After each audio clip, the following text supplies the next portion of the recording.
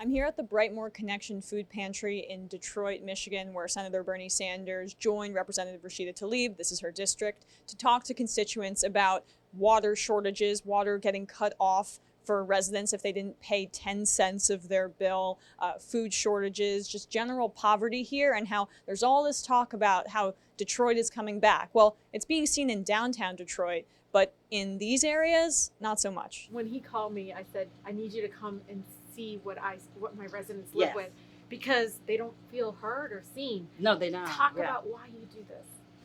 Okay, It's so I know yeah, you're emotional, nope, but talk it's about okay. why you do this. Okay, so I just finished my Master's of Divinity last year. But I was a drug addict for 20 years. And I was a convicted felon until last March. And so I know what it feels like when you walk into a place and people don't see you, they only see what they see on that paper, right? So folks come into this pantry, when you don't have food, when you have to come to a client choice pantry, when you have to go anywhere to get food, you've hit the bottom of the ringer, right? And nobody said, 10 years from now, I'm just going to go to a food pantry. I'm not going to worry about saving money. Nobody does that, contrary to popular belief, right? So folks come in here, and so I have to remind them this: where you're at now is not where you're going to be. And so it's that piece about restorative, right? And reinstilling hope, because we lose our hope based on people's perception of us. There's no comeback in my neighborhood. It seems like we're having, a lot of us are taking action in our own hands. A lot of us are pushing ourselves to become entrepreneurs, activists, developers, organizers, pretty much trying to gather up resources that we have within the immediate community, but there has not been a trickle down from downtown as they said was going to happen. We're constantly challenging the narratives. The main thing they want to say is that, well, people just need to pay their water bills. It's not that high. In this area, Senator Sanders, you're cut off for as little as 10 cents.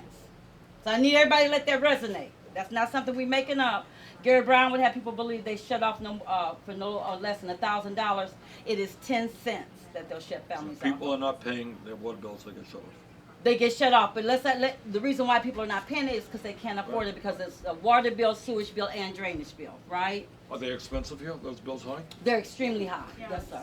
Senator and Congresswoman, when we're talking about water scarcity, we're also talking about infrastructure. Yes. And nationally, the conversation seems to be about privatizing that infrastructure effort. Can you talk about how you're going to combat that, specifically coming from the right? Yeah. And when I talk about infrastructure, I think what is generally thought that you're talking about is roads and bridges, and that's important. But what is increasingly important in Detroit and all over this country is to make sure that people have clean drinking water at a rate that they can afford. All right, water is a basic necessity of life. Doesn't get more basic than that. Food and water, you don't survive without it. And people should not, large corporations should not be making huge profits in terms of ownership of water. That is something we will combat 100%. Yeah, I mean, it's pretty simple for me. I'm going to combat privatization of our infrastructure by saying no. That's as simple as that. No, it can't happen. I've watched a lighting authority come into my city and pretty much blacken out a whole neighborhood. They didn't deserve to be left behind.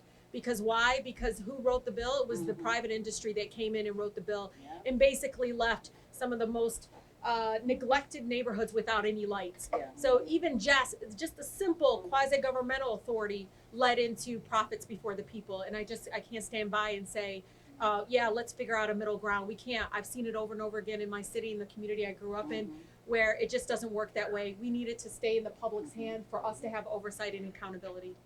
Thank you.